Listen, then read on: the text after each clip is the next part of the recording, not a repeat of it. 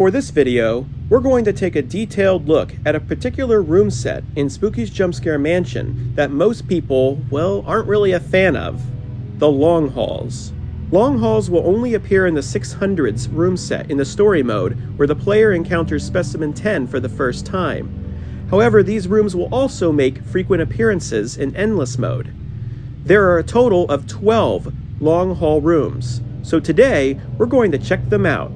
So let's get right into it. Long Hall 1 is basically shaped like a horseshoe, only without curves, obviously.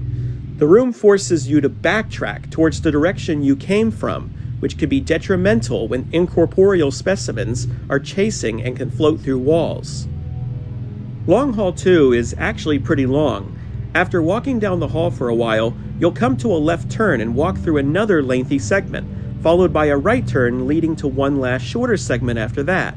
While Long Hall 2 is definitely longer distance-wise than Long Hall 1, at least it doesn't backtrack, so overall it's pretty harmless. Long Hall 3 is just a very wide corridor with no turns, and it's really not that long. Just a straightforward layout, and I think we're all perfectly fine with that. Long Hall 4's most unique aspect is the appearance of paintings on the wall during the first part of the room. The rest of the room is pretty similar to Long Hall 2, only flipped. Instead of making a left turn, you'll make a right turn, followed by a left turn after that. This room may actually be slightly longer in distance than Long Hall 2, but at least it's still easy to run through when specimens are chasing.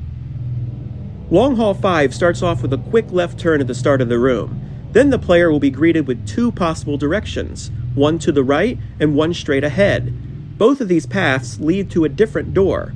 However, one of the doors will be locked. Long Hall 5's locked door will always be the one on this particular side of the room. The player must then proceed to the unlocked door on the other side. Long Hall 6 is identical to Long Hall 5, only this time the locked door is on the other side of the room. I think we can all agree that both of these rooms are by far some of the worst layouts in the entire game, especially when being chased. And since there's two of these rooms, that means that this particular layout will appear more frequently than any of the other Long Hall rooms.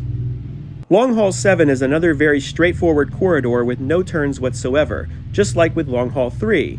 Although it is slightly longer in distance than Long Hall 3, it's still one of the easiest rooms in the entire Long Hall room set. Long Hall 8 is a really long hallway with a square donut in the middle of it.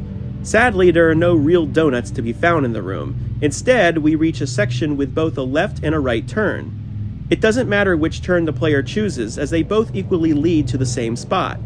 After going around the donut loop, the rest of the room is just a straightforward corridor.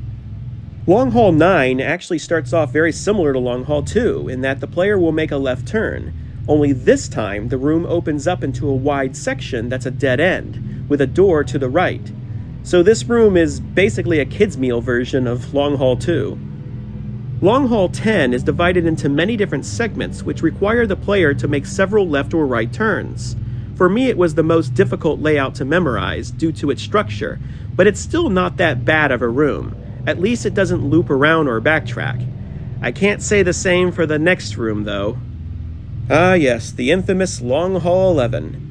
The room starts off similar to Long Hall 1 in that you're forced to backtrack towards the start of the room again, only this time there's a second 180-degree turn that you must take, followed by a few more basic turns. This room is very risky with incorporeal specimens for sure, especially with one in particular that I'll explain very shortly. And finally, Long Hall 12.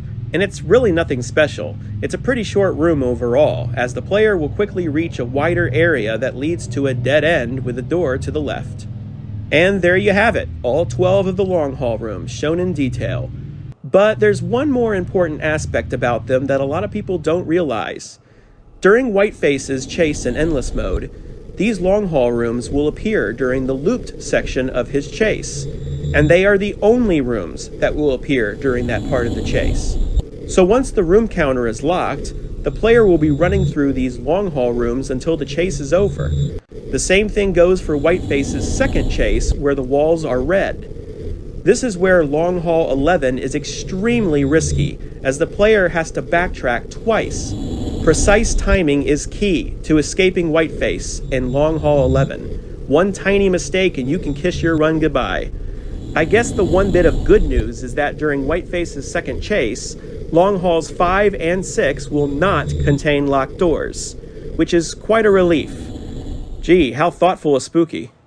Anyways, I hope you enjoyed this detailed look at some of the most hated room types in Spooky's Jump Scare Mansion, and I hope you found this video helpful as well. I don't like the majority of the long haul rooms, but I guess not all of them are that bad, right?